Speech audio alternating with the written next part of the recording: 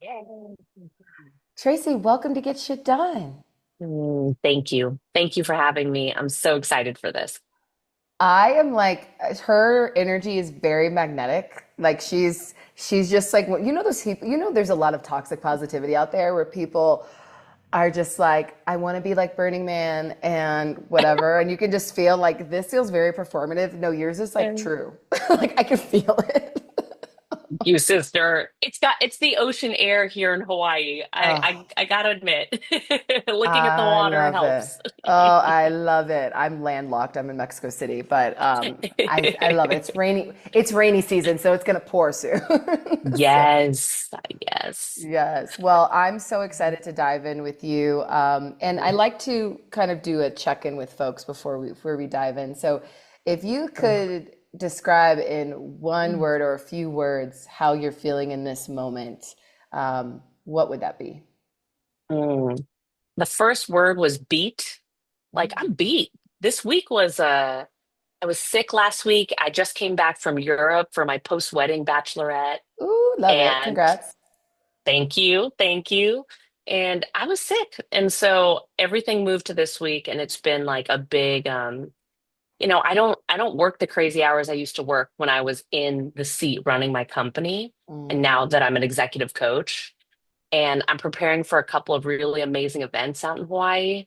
mm. So it was a lot of energy. So today is actually I'm beat, but now I feel like I'm decompressing, I'm relaxing, we're Yes. in juicy connection. So I can feel that swinging. Yes, I'm Yeah. having this moment right now. I had a birthday 2 weeks ago, and this was the first birthday Mm, where I was grieving certain parts of myself because mm, I'm mm. I'm a Leo baby. She loves a birth like my birthday's all year round, especially when it's Leo season. I have friends who are like, I'm so sorry I'm late. I'm just like, I'm still celebrating. What are we talking about? But I realized that, being on the beach, I was just sitting with myself and I'm like, I don't want to continue working the way I have. This is my Mm, third company. And what you just said is just like feeling beat. I'm just like, I want to, I get to choose and I'm choosing differently. So I rearranged my yes. calendar and now I just have a different cadence where I'm like, I'm only taking 3 meetings per day, and 3 days a week. And it's just a different way of building versus, which we'll get into with you, where I was on this fast, high paced route. And then I turn around and I'm just like, yeah, my system can't do that anymore. So I love this for you. Congrats on the Yeah. nuptials and bachelorette. Thank you. And happy belated birthday. What a portal. Birthdays Yeah, are always these portals. always. It's almost like the new year. You get a Yep. second new year and welcome. Yes. Yes. My birthdays to me are more important than the actual new year for me. It's Yeah, just like yeah, I more. think so too. So I appreciate that.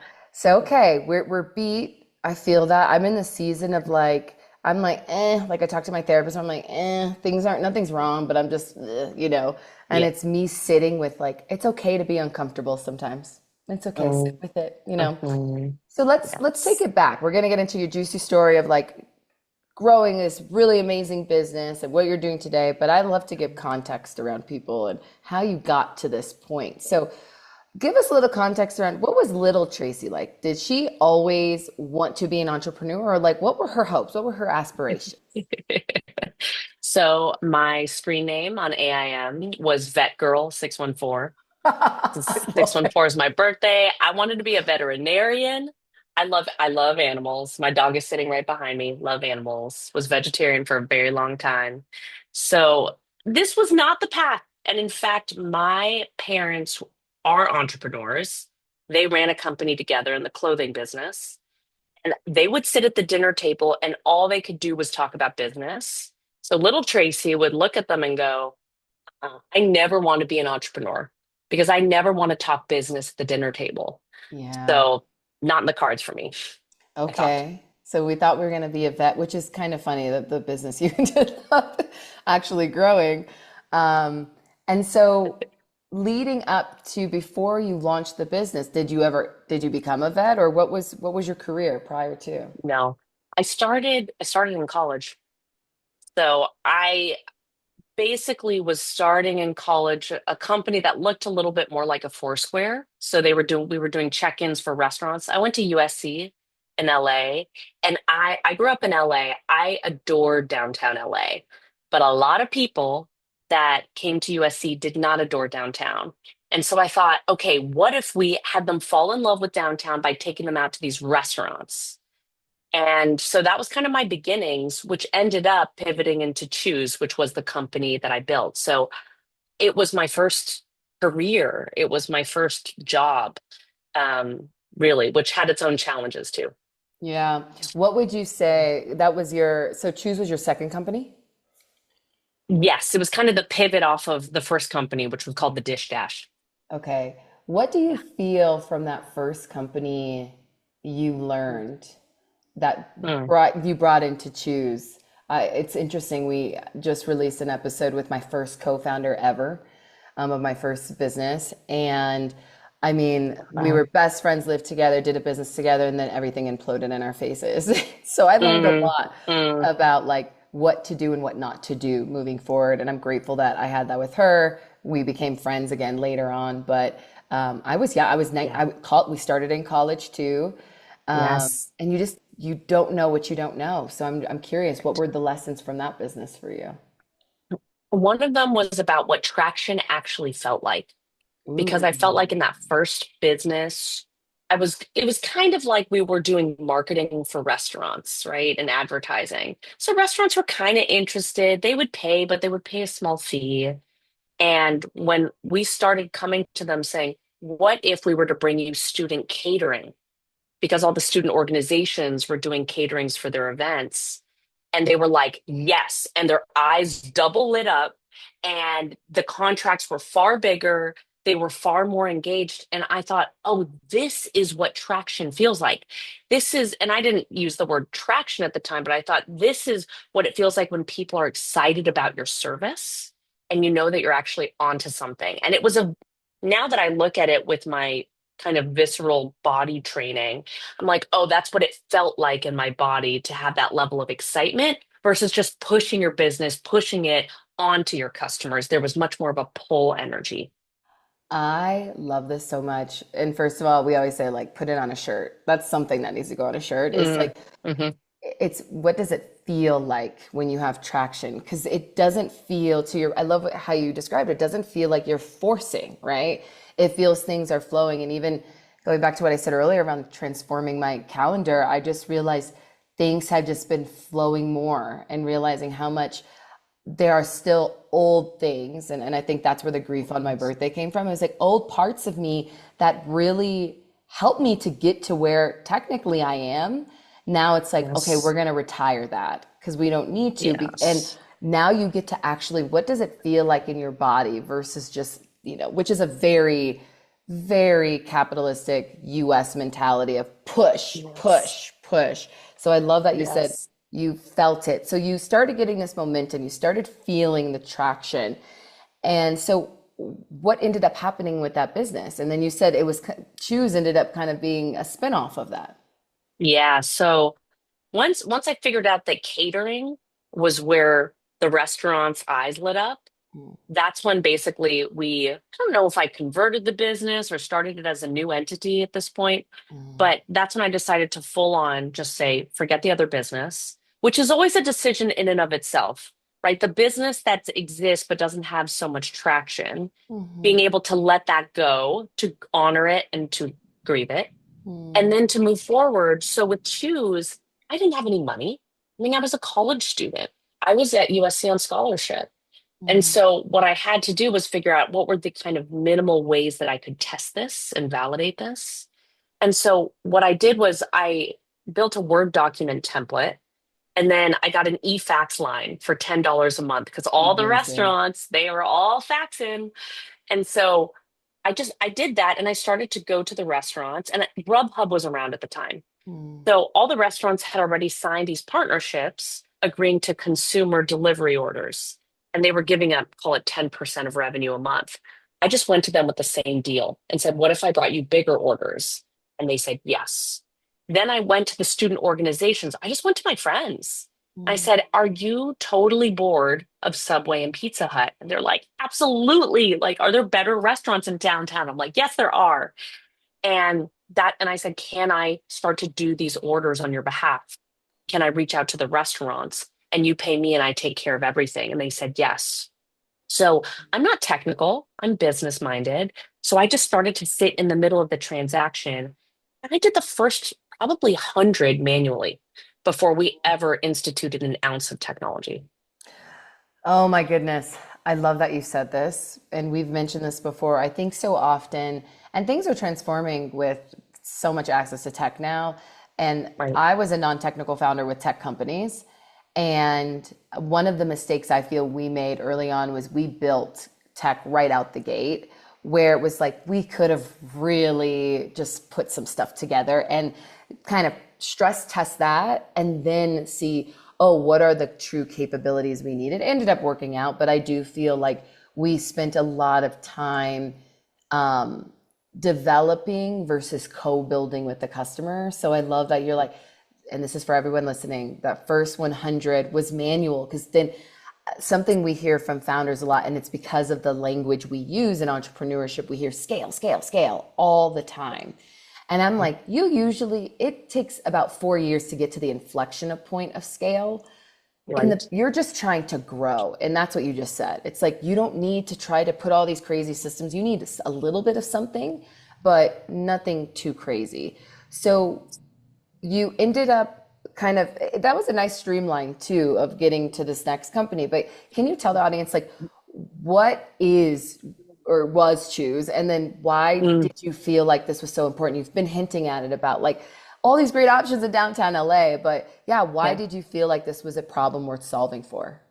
Yeah. So Chewse was a marketplace where we connected office managers and restaurants for recurring caterings. So when offices ordered lunches for their team or litigation firms were ordering it for clients, we were that layer where the office managers would use our platform and say, "Okay, we need Monday, Wednesday, Friday, and we need meals for 30 people." And we would give them Greek and Chinese, and we give them all the options, vegetarian options, gluten free. And we also ended up managing the deliveries as well, which is a whole other side of the business that we added on. And I felt very heart connected initially because my aunt owned a Chinese restaurant in downtown LA and they were struggling to get catering business. And so I actually really wanted to help her and help all of that industry. My grandmother also owned a restaurant, and my whole family has been in the restaurant business. So but what I ended up learning actually is that in addition to that, I had two sides of the market that I was pulled on. It was both the restaurants, but also I I really had a strong opinion around people eating lunch together, especially internal team meetings and team culture. And I came to recognize that there was a link between my history and the service I was offering.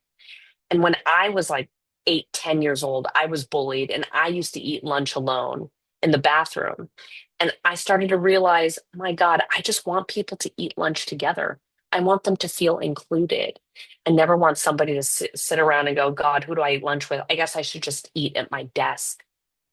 So there's actually some deeply personal pieces that unfolded over time. I didn't realize that latter half until about 4 years into the company. Wow, this is why context matters so much, because why we do what we do is so much shaped by our experiences. And Mm. it's so funny. I was actually just had a meeting this morning about this around like events. And I'm like, I really want to do more where we are breaking bread together. Because Mhm. even similar to you, when I moved at really integral points, love you, mom, but God, it was traumatic. Yes. From, elementary to middle school, we moved somewhere. And then middle school to high school, we moved again. And you kind of have your friends trickle with you. Mm, And while it was one of the best things that shaped who I am today, because I can literally go anywhere and make friends, I just remember the first few weeks of high school, I ate in the bathroom. I just didn't know. Mm, I'm just like, oh, when you said that, I was like, oh, little Alex feels you so hard because I'm like, I don't know where to sit. I don't know where I belong. So I love that right, you did this. And I do think it's so ancestral that humans want to break bread. Like the dinner yes, table is really important. But I think given how things have shifted and modernized, I think that's why we're seeing so many people angry and sad and isolated is lonely, and lonely, we've gotten so far away from that where people are literally like tuning into a device to watch videos of other people to feel like they're not alone.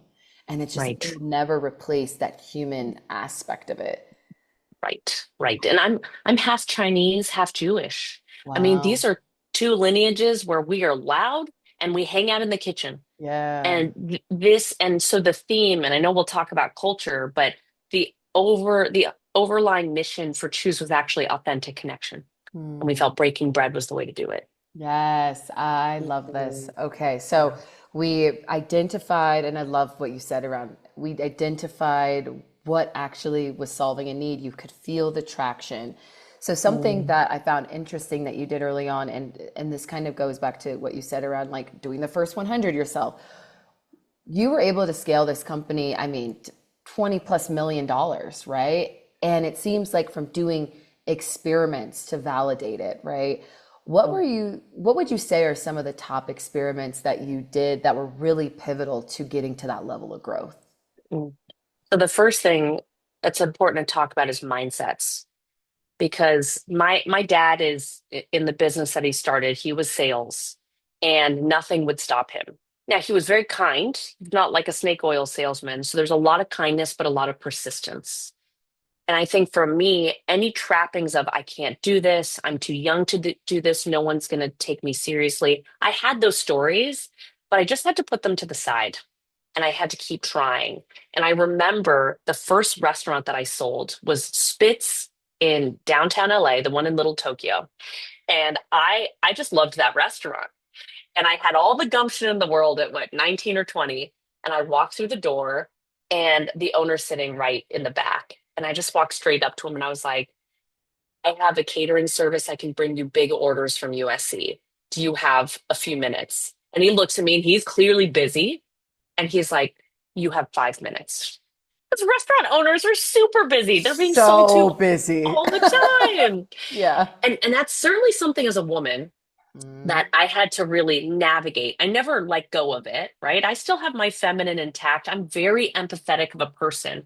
I can very much feel and tune into the emotions of a room. I can feel his annoyance, but also his interest. And so it's like working with that fear to move through it. And I ran the experiments of just going door to door to my favorite restaurants and seeing if they would be willing to even receive these orders. So that was just one experiment that I had to run. Then it was a lot of working. At first, the experiments were with event planners on the other side. And so I would just reach out to various event planners. I would cold call them. And eventually, I started to get introduced to office managers, and then I would cold call them. I would show up to networking events. And so a lot of the experiments were basically just me building relationships with people as sort of the first supply and demand of the marketplace. And it, again, it didn't require any technical capability and it didn't require any training. And this is what I also tell founders where they're like, well, I don't know this industry. I don't know architects. I don't know XYZ. It's like, you don't have to. Your job is to be a professional learner.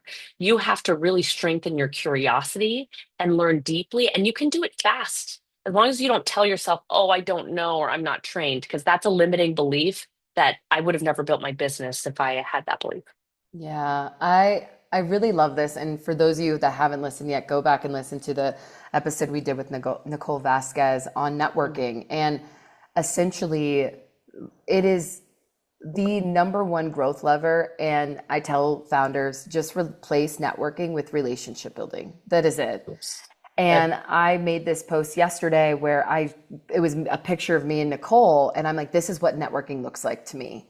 It is Mm-hmm. spending time with people. It is checking in. It is saying, hey, like you said to this guy, building relationships is like, is there mutual benefit for both of us in this dynamic? What do we each bring to the table? And of course, for a busy restaurant owner, they want more sales. That's a big thing. Or event planners, they want to serve their clients well and have options like this. So I love that you mentioned the relationship building, because it all goes back to that. And I see too often today, and a part of our culture now, is people isolating and getting it done by themselves. And I'm like, literally, like, I would rather you step away from your computer and go talk to people, because you never know who in the Mhm. room could literally be like, oh, I know so and so. Like, my Tiffany Dufu is a great example of this, where she was like, her cousin is a UPS driver.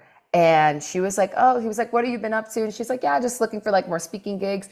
And he just randomly knew from a client that was like, oh, they're actually looking for people, a UPS driver. You know, you Yes. would never, but you just don't know who knows other people. It's all so interconnected. So I love that you did these experiments and they were all centered into relationships. So now I want to go into like, when you think about, because the mindset piece is so important. We talk about sales a lot on this podcast.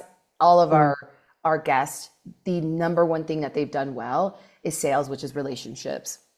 Yeah. You mentioned this and hinted at it. Even though you were scared, you're like, I'm still going to be persistent. I'm still going to go up to them. What were some of the ways that you were able to get out of your own way, especially being really young? I Mm. think a lot of times when we're scared of sales, it's humans are afraid of rejection. We want to feel like we belong. Yes. And so when it's our company, we're like, oh my God, if someone doesn't speak to me or says no, we just take it so personally. So what were some things Right. that helped you to just say, I'm scared, but I'm going to do it anyway? Mm-hmm. Well, the first thing is to acknowledge the fears in the car. But you're not going to let it drive. I love Hmm. this analogy. It's from Elizabeth Gilbert and Big Yep. Magic. Oh, And great I book. find it such a great book Great book. and such a helpful framework because it's not about smothering your fears. I Mm, think I'm now trained in internal family systems. And the whole yeah. idea is that we live with different parts of us, and sometimes these very young, scared parts of us. And Hmm. here we are in kind of very masculine way going, we're going to conquer our fears, slay the dragons. But actually, Mm, these dragons are these very young, tender parts of you yep. that when I was young, I was rejected a lot. I was bullied as a kid, right? Mm, And so there was a lot of tending to that young one and that inner one. And so I'll tell you that it was a balance. It wasn't about like, oh, I have to be fearless in order to build this business. I built my business alongside my fear. And I think that's very important because we cannot tell people build without any kind of fear or limiting belief because then you will never build. So build, but build in relationship with the fear, build in relationship to your trauma, respect it, honor it, revere it. And the other thing that was the counterweight was that I believed that there's a real service here. I knew that I could help these restaurants that were dying for business. And so it was kind of like hearing the fears on one side and then feeling the motivation and the pull on the other side and going, okay, which wolf do you feed? Right? There's this beautiful Native American legend on the two wolves that are constantly battling between us, one representing positive emotion and one negative emotion. And the one who wins is the one that you feed, and you feed it with your attention and your energy. And so I tried to always focus on, okay, what does it feel like when I see that restaurant get a $300 order and their eyes light up and it helps them to make payroll? And I think those are the things that can keep you motivated, even alongside when, because that's going to be there. We don't have to deny it. I love that you mentioned this, and especially internal family systems. I would say, I mean, it's going to be forever a journey. What did I hear the other day? There was some therapist where she was on the Jay Shetty podcast, and she was like, I don't think we're ever completely whole. That is what our entire journey in life. Because I've said this before, where I'm like, Yeah. I'm not looking for a partner like to complete me, which I'm not. It's more of I'm already whole, which it's like there has to be another way for that, or another way to say that, because it's like Mhm. I feel complete within myself within this part of my journey, and Yes. understanding that my completeness is me honoring all those parts. And to your point, Mhm. one of the biggest things I had to shift is having a very hyper masculine way of approaching business because that Yeah. was what I saw and what I was taught and what is modeled because the majority Same. is that you push through, you do this. And again, going back to the grieving parts of myself, I spend way more time instead of we can just do it and get it done and push through. Now it's just like when those parts of me are really resistant, I have to tune in and say, what part of this is scared right now? And to your point, it is variations Mm. of younger me. And it could be when I was 5, it could be when I was in high school. That's just like, I'm really scared right now, or I feel overwhelmed. And then it's kind of like, what would I say if my nieces or nephews came up to me and said that? I wouldn't Right. say just push through. I would say, hey, here's a hug. Let's talk through it. You Yes, know? exactly. It's a tenderness, and I'll tell you a story, skipping ahead a little bit, but to the fundraise, Yeah. because whether it's a fundraise or an early sales pitch or customer pitch, it's the So same similar. Yep. principle. But my friend told me to do this, and on the way to really critical fundraising pitches, I remember I'd be driving down into Silicon Valley from San Francisco. I would be so nervous, and this part of me would come up, and it was a really young part of me. And while I would sort of imagine her, and I would imagine her really up and close. And I would imagine holding her and then walking her out of the bathroom stall. I feel the emotion. Would walk her out of the bathroom stall, and I would take her down the street to like this little bakery, and I would buy her a little bun. And I would sob my eyes out in the car ride as I like took care of my little one. And in a weird way, it was the honoring of fear that also allowed me to be in my full expression because my fear and my grief couldn't scare me. So how could this investor scare me? How could this little rejection scare me when I could actually hold all of the hard feelings within me? And now I recommend it to founders that when you're really scared, find that little one in you and imagine that little that they need in order to feel seen and then go forward. And it really Yeah. drives action. Yeah, I love what you said. It's like, what is the gesture that part of you would feel like I feel cared for? So for me, one of my love languages is I'm a combination of all of them, but like a really top one for me is definitely words of affirmation. And so I realize Mm. like when that comes up, I speak a lot to my inner self, like, okay, Yeah. I see you're scared right now. Okay. Like, how does that make you feel? And it's so funny because it's basically me Yes. speaking back to myself, but she just needs a Yes. container to be seen. Like, I just need you to see me right now instead of like pushing through because the more we push, the more I feel like I'm bracing. So Yes. you do a lot of this coaching work, and I know we'll get more into it later, but Mm. when you already said this a little bit, but let's say when a founder has a big pitch, or they're going to send that proposal out, or they're going to get on that discovery call, or they're going to insert anything around sales or business development. Right. Um, what would you recommend they do to really say, we don't get eliminate fear. We are sitting with it and it's going to be along for Mm. the journey, but how do we not let it hijack you? So what have you Right. done? So you mentioned the gesture you give, but are there other things that you would recommend for founders as well? Yeah. The first thing, have them tap into the desired energy that they want to be in during the pitch. Mm, Because yes, we can manage all of the shadow and the trauma and the wounded parts, but I find actually therapy and some coaching modalities are a little over indexed on yeah, that and on yeah, the heavy. And I'm like, let's talk about the light. What is the energy? How do you want to show up in this meeting? And and founders are prone to going straight to the content. What are the bullet points? What should I yeah. say? And I say, forget the content for a moment. Let's talk about the energy. Let's talk about your facial expression. Yes. Let's talk about your shoulders. Let's talk about what you're going to wear. And people, and I don't care if you're woo, not what's the energy that you want to be in. People automatically understand that question and they'll go, well, and everyone has different permutations on the answer, which is so beautiful to witness.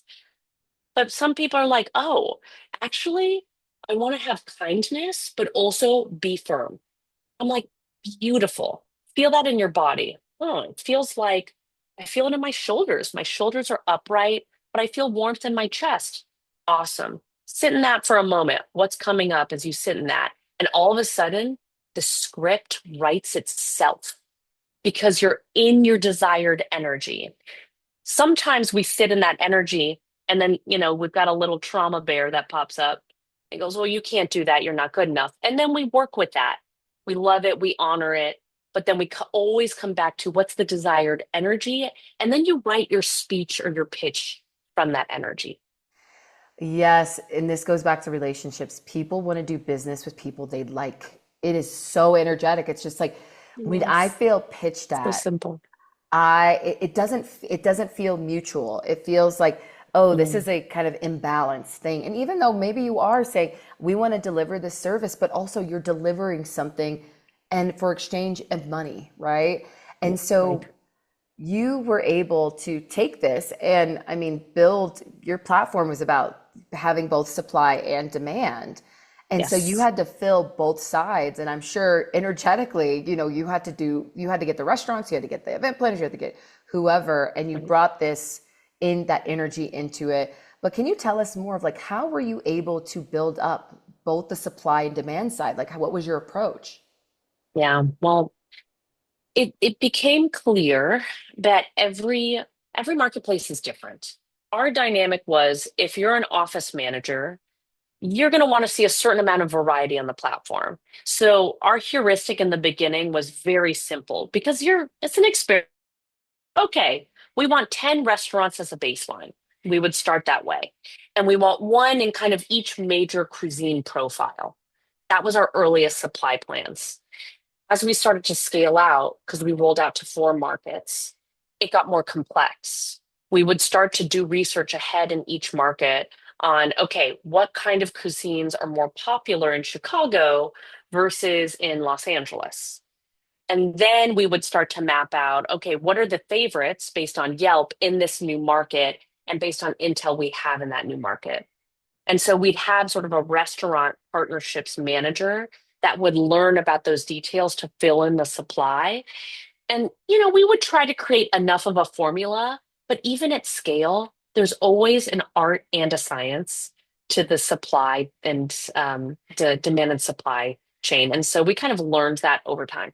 I love this because there is always nuance. I think, again, when we think about scale, everyone's like, there's this system. I'm like, there are corporations that are massive, and there's still some high touch things that they have to do. Something that keeps coming up on this podcast of women who are taking this approach is there, it's a consultative approach. It's, and which is Mm, very like, yes.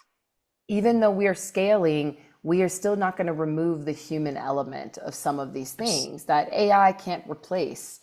So that's super, super important. And you were able to, I mean, scale this to the multi-millions. You got to 300 employees, and you can't do that without, building a great team. But that does not always Mm, translate to having a good culture. And I think we see this with startups over and over that have some profile in the New York Times on them about how toxic a yeah, workplace was, but it seems right. like you did it differently. So, what was that day-to-day culture like of your company Mm. of Chewse, and what were the main things you felt contributed to creating and fostering that culture? Yeah. So remember, I learned, and this was through actually I learned that this was a heart-focused company, right? I was helping heal the little one in me that had eaten lunch alone in the bathroom stall. So, with that heart, I realized we were a love culture. And that took me about 3 or 4 years to get to, by the way. It wasn't an overnight process. And I was terrified of saying that because the story in my head was that we were never going to hire anybody that was serious into a love culture. What does that even mean? But we decided it was an authentic alignment, and so we ran with it. And we would tell people, we'd tell new hires, all right, we're a love culture. We hug at work. We talk about our emotions.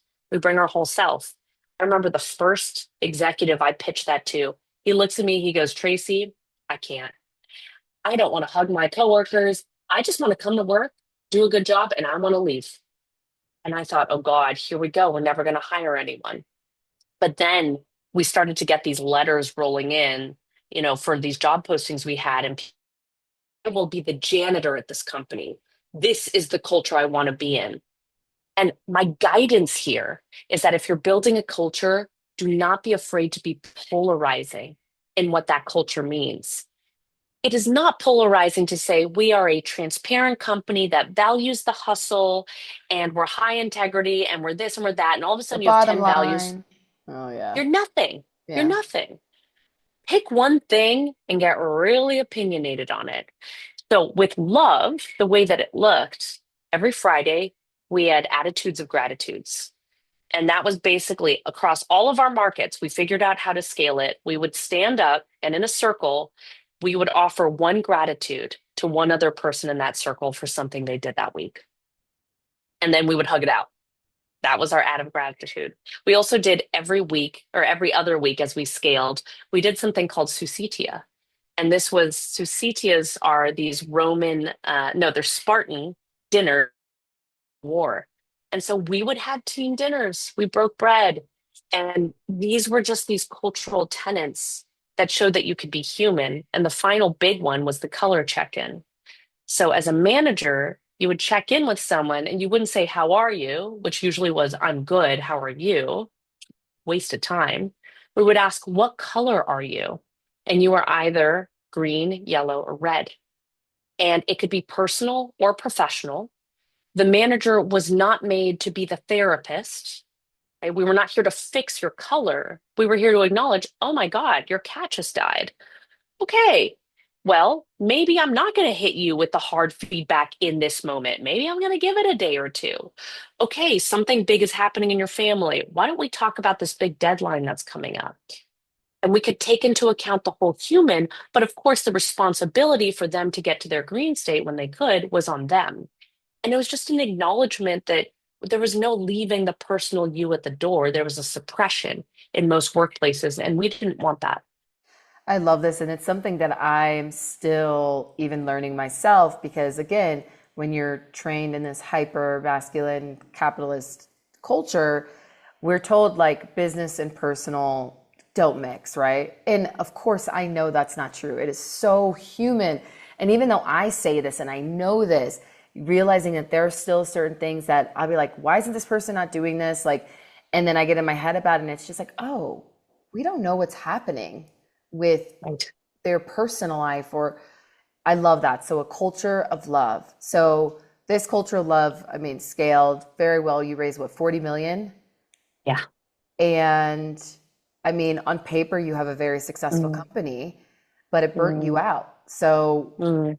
can you walk us through what that process looked like? And then what were some of the signs you felt like you missed? Yeah. I just wrote about this in my newsletter because I realized that burnout is love. And what I mean by that is it's a loss of that connection to why you started your business in the first place. And this can happen in a variety of ways. So I would say that over the course of my 10 years running my company, I had my relationship with burnout. Sometimes I was closer to it, sometimes I was further from it. There wasn't like one moment where I just burnt out and flamed Yeah. out and couldn't come back. Yeah, So same. for some people there is, right? They cross this threshold and they have to, but I would get close and I would learn and I would learn to kind of preserve my energy. One of the telltale signs for me was that I would start to resent my company. I would resent it in small ways. I would go, oh, I remember in my 20s, especially my early 20s, my friends on Sundays were having boozy brunches in San Francisco, right? A little champagne, a little mimosa. It was working. Yep. And though it was one of those little moments, right, where there was some part of me that went, you only get your 20s once and you're spending it at home in your tiny studio working.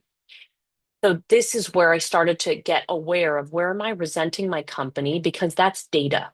Resentment at the core is anger. Anger tells us that a boundary has been crossed. So I had let I mean, it was a choice. I had crossed my own boundary, but I had to watch myself, and it took me 7 years to take weekends off. So that was one. My relationship with how much time that I spent on the company. It's a very easy kind of burnout for an indicator for burnout. But the second one was about my relationship to my customers. And this is where burnout is that loss of love. Because I, as an energetic person, I need to be around my customers. I need to be around my restaurants. It became obvious that when I would get depressed or in a funk, I would ask my team, schedule me on a delivery. I need to go hang out with clients right now. I need the inspiration, energy, and know what's happening with them. And that always kept me connected. But the problem when you are a scaling founder or CEO or executive is that oftentimes you move from being in the work and in connection with your customers to building the machine that does that work, which is some requirement of scale, but we start to lose our heart and our connection. And that's where I see founders burn out the most because they stop doing the initial things that they loved, which was being hands on. And they do too much of the I'm building the machine, but it's almost too meta. You're just too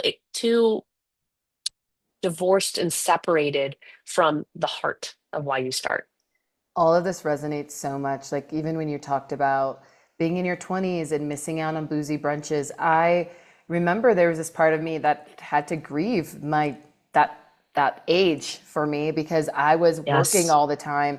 And also then seeing my friends where it's like, oh my goodness, like they're out here and they're also developing these relationships Right. and now I'm just not, I'm not there.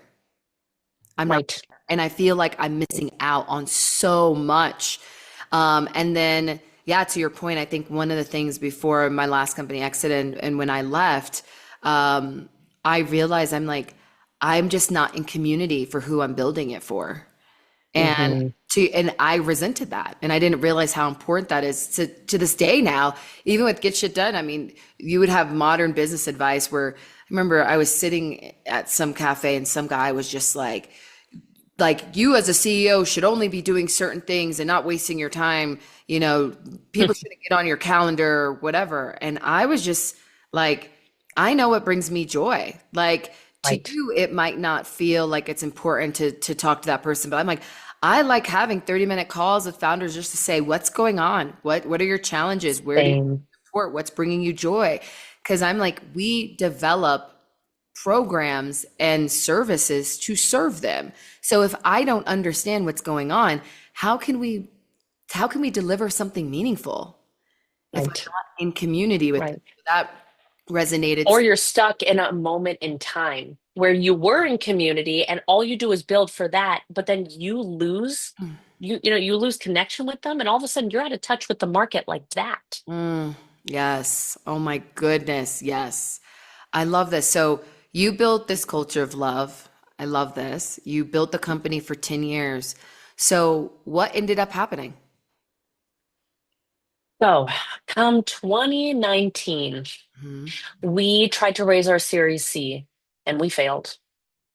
So, the hard thing about this is that we were meeting our board expectations, we were growing really nicely, but our business, we ended up having every aspect of doing food delivery. We used to have the restaurants do it, and we used to be much more technology and sort of marketplace. We took on logistics, and that fundamentally changed us in the eyes of the venture capitalists, where they looked at us and went, "Oh, you are a much harder business to scale." Now, we had figured out a lot of ways to keep our footprint small, but still, a lot of them were freaked out. These were much more SaaS, pure tech investors. Yep. Also, around that time, and we couldn't predict this, there were a couple consumer food delivery startups that had failed that VCs had put in a lot of money into. And so all of a sudden, people were scared of the category. And no matter how much convincing of how big our average order size was and how recurring it was, didn't matter. These Mhm. investors were scared. We couldn't raise. And it broke my heart. Of Broke, broke, course. broke it. And that's where I was faced with a decision. Do I continue the business, but as a lifestyle business? I had to do deep layoffs in order to do it, smaller team, and we could keep running the company. Or do we sell? And I remember I was incapable of making the decision. I was so stuck. And some secret song in my heart knew to tell me to do this, but I decided to sit on my couch. I booked out, it was half a day on Friday. I turned off all technology. I sat on my couch. I was looking at the ocean. I lived in Pacifica in San Francisco at the time. And I started talking to myself. And I mean, if you would have heard it, you would have thought I was losing my mind. I'm Yeah. literally in deep, deep conversation as if we were in an advisory board meeting of one. And as I sat there talking to myself, the overwhelming sensation I had, first off, was, oh my God, I I haven't gathered my own intuition in years. And I was in tears, just sobbing with the fact I met her in a long time. And so I'm here holding myself, being like, I'm so sorry that we haven't talked. And it's because as founder, I was so beholden to my investors, my team, my customers. I had stopped listening to that secret song in my heart. And that's what I needed to do. And when I spoke to her, she very, very clearly told me, it's time to let this go, honey. She's like, this business was never meant to be a lifestyle business. You were going to go big or you were going to go home. It's time for us to go home. And that point the decision was made. And we sold the company within a few months. Wow, that's so powerful, especially when we live in a culture of so much advice. I think you mentioned this earlier around therapy and which I have a therapist. I love all this. And I think sometimes we become or experts on a podcast or whatever. Sometimes we become so dependent on information where Mm. the most significant compass you're going to have is literally yourself. Every decision I have made is from those moments of just sitting down. When you were talking about people think you're crazy, I record voice notes to myself all Yeah. the time. I literally have a folder Yes. on my phone that says me for my Yes. voice notes.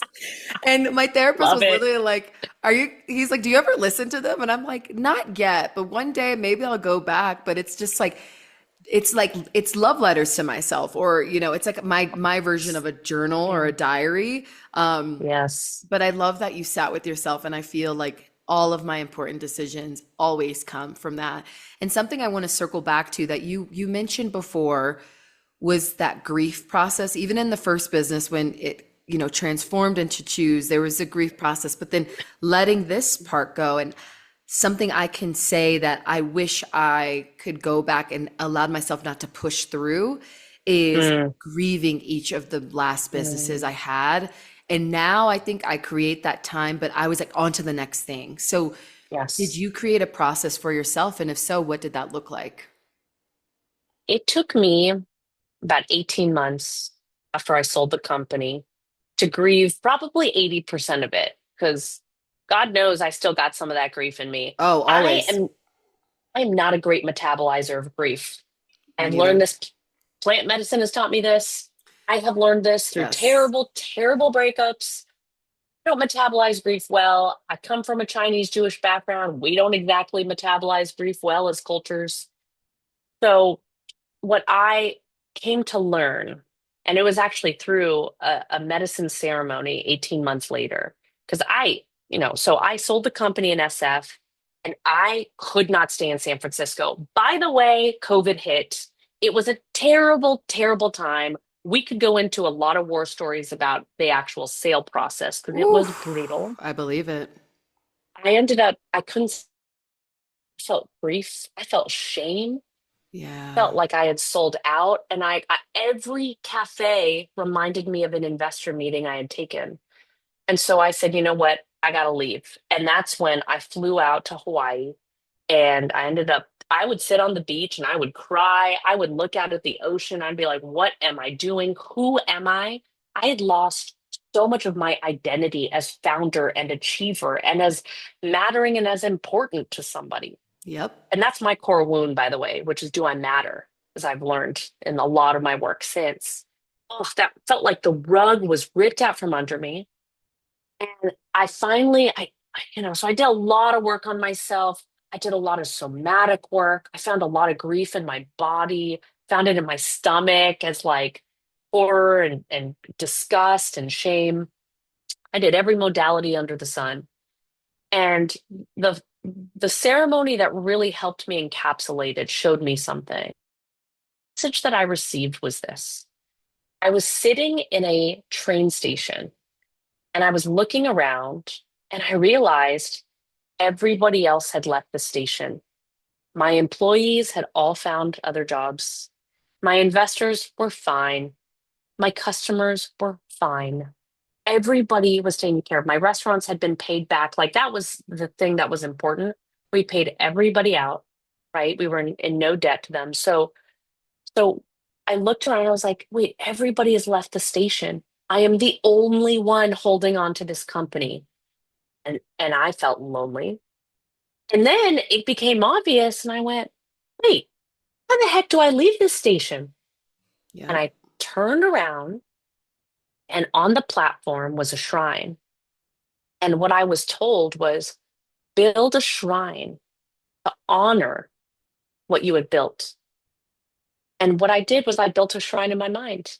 And I put up of our team having susitias, our team dinners, and building our offices. And I put up incense and I put up flowers.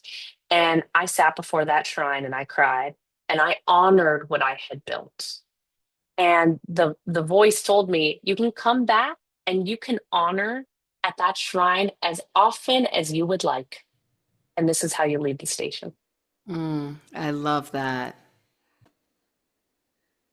Okay, so you built this shrine and you went through this grieving process, which I think is so important. And that's, I think, parts of me that is doing the reparenting of myself is all Mm, of those moments, especially in business, that I didn't allow myself to feel and sit with it because I'm like, I don't have time to do this, but I also didn't want to have to face that. So I love that you created that space and it's still happening. It's over time. yes. But I want to go back to the sale process and Mm, especially timing of the market. And given this is, I mean, I raised capital years ago, but this is the craziest environment I've seen. It is really hard mm, for founders. I know a lot of founders who are mm, considering selling, and it's Hunger Games, you know? And mm, so I'm curious as to what was that process like? Because you said it was mm. quite challenging, and I think founders would seek solace in this, that they're not alone. Yeah, I kind of want to demystify this process Yep. because when we don't know it, it becomes really scary. I mean, it's already really scary. It's like you've built this thing, it's not, how do you divest it? You know, that alone has an identity crisis. But then there's the logistical and technical, how do we do this? So there's a couple things. First off, there is the sale process, which actually is a lot like a fundraising. You know, if you're at a certain scale, you hire a banker to do it. A lot of people do it without bankers. You don't need to do that. So, and what it usually involves is that you're going to, you know, you build up a list like you do with investors, and it's a list of potential acquirers, and you approach them in the spirit of we want to do a strategic partnership. That's the way that you say it. You never say we want to sell. And as you start to nestle in and figure out the partnership, usually you're meeting with somebody on their side, corporate development, if they're big enough, or the CEO or the VP of product in order to do that. So there's a whole kind of way of doing that, but it's not rocket science. On the other side, let's say that you can't get a sale. There are wind down firms that actually will help down. You pay them a certain fee. So you want to leave a certain amount of money in your account, you know, before you engage with them. But you pay them a certain fee and they will take care of any creditors and they will help you wind down your company so that you do not have to do that alone. And it is a wonderful, wonderful process. I mean, obviously, it can be a very emotional process, but to have assistance and support on how do I wind down a company? Winding up a company is fun. Winding one down is brutal. Oh my Having God, someone yeah. who is old hat at it is very, very helpful. So, you know, there's many paths here, but you don't have to do it alone. I love this. So you made the jump, you wound down your business. And Mhm. I believed like, We sold the oh, business. you sold the business, but there's Yes. options to wind down. Okay, I love that. Actually, I'd Yes, never heard of exactly. those firms. So Yeah. sold the business and now you're coaching founders. So Yes. how has that been for you? And when you think about how you coach founders, how are you helping them to scale smarter without Mm. burning out, given even your own experiences? How do you infuse that into your process? Smart scalers are not 100% founders. What I mean by that is at an energetic level. We have these different parts or energies that live within us. We are complex human beings. That's why we can say, part of me believes this, but the other part of me believes this. So when you as a founder believe that you are 100% a founder, that is the only energy that you infuse in yourself. It is the only wolf in you that you feed. A few things happen. One is you become very boring to the people in your life, Yep. including yourself. And second off, you never get a break. Even when you're not working, you never give it a rest. And your identity into one very tiny lily pad.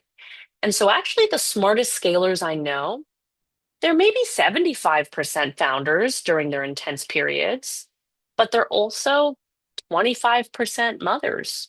Maybe they're 15% daughters because they're taking care of an aging parent. Maybe they're always leaving a 10% pool as a friend. And I think having that balance of energies is critical and gives the perspective and invites the other energies of creativity. It invites inspiration from all the different parts of your life. So that's actually the first thing. I think that's why I think parents sometimes make the best founders, but you don't have to Yeah. wait to have a child in order to nourish these other parts of you. Yes. Yeah. And I've seen it, for Yes. instance, I had one client I coached, and he has this wild side to him. I mean, loves dancing, loves partying, and he always made the space to go out and to be with the wild one in him. And that was a big part of our work. How do you keep the wild alive in you? And for me, I have a wild woman too. And I have to keep, and I have my disciplined planner. But Jesus, if I let her run the show, I am in anxiety, I am at burnout, and I show Yep. up dysregulated with my clients. It can't work that way. And that's why I have to go and be with the wild woman. I have to surf pretty much every day. And I make that space, I make it a requirement as part of the sanctity of business building. Oh, I love that you said this because part of my process, and OG listeners know that my journey to Mexico City was because I burnt out in New York. And people are always like, Mm, you went to a much larger city than New York to reset. And I'm like, Mexicans are some of the hardest workers in the world, but they do not live to work. And they have, yes. this culture has taught me so much about Yes. community and spending time and not just being focused to your point on being 100% a founder. And my process looks like I play pickleball twice a week. One of those time slots is Wednesday from 10 a.m. to 1 p.m. And people are like, wait, don't you have like meetings and stuff? And I'm like, a meeting with myself and this paddle. Yes. Like that is it. I Yes. just I go dancing. I just picked up hula hooping classes. Like Heck it's yeah. just so random. So I love that you said that's not being 100% founder and then also making time for friends and family, which is really important to me because nurturing that early 20-year-old that was like I missed out on a lot and felt like I had so much FOMO and I'm like I want depth in my relationships and that means I have to be present in them. So I love Yes. And this.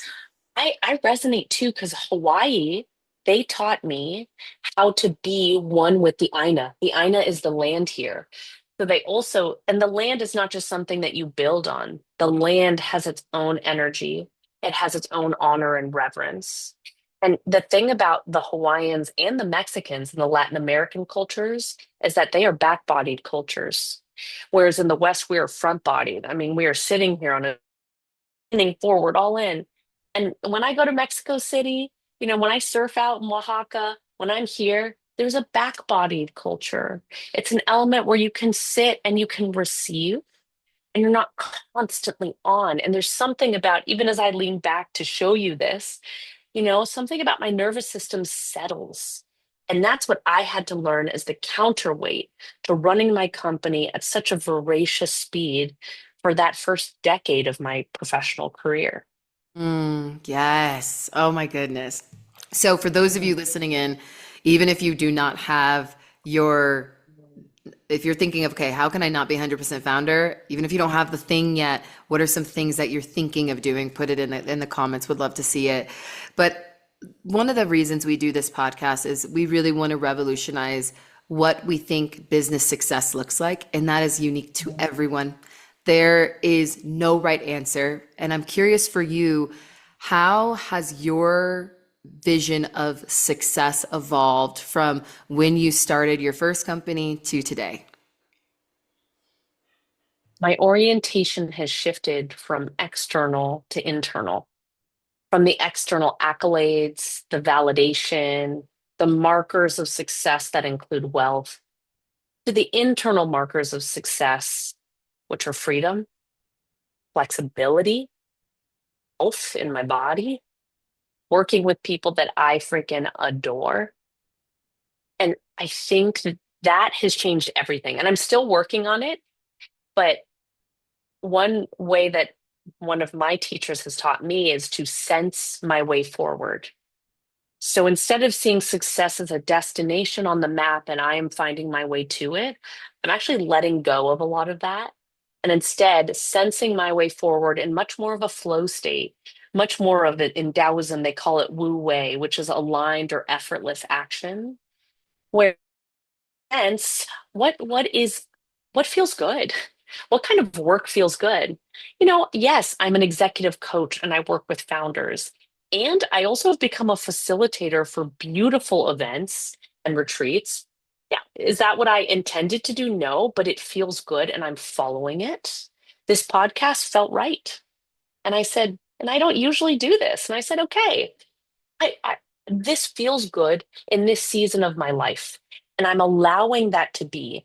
I'm allowing things to be much more of a flow state instead of a rigid from point A to point B filled with planning. And I think I've shifted really from raising venture to raising consciousness. Ooh, that's a word. Love that. Put it on a shirt, Tracy. Love it. So, based on this vision and version of success, for the founders out there listening now who are Mm, like, I align with you so much, I would love to work with you. How can they connect? Amazing. So they can visit me on my website. It's tracylawrence.co. And I work one-on-one with founders. I also work with for earlier stage founders who can't always afford the one-on-one rate. I do group circles Ooh, those that are I important. facilitate, which are important. It's good to have others like peers on the journey that you can get real with and vulnerable with and dial. So, um, yeah, reach out to me on my website and I can always figure out either if I'm the resource or to point you in the right direction for support.